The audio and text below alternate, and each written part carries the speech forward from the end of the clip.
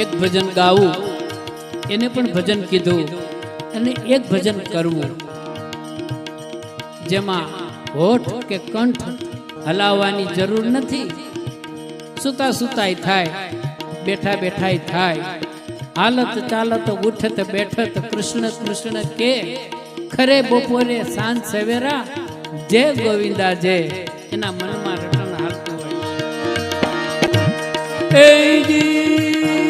સંગ તું કરો તો પાનબા એવાની કરજો ને ભજન મારે રેજો ભરપૂર।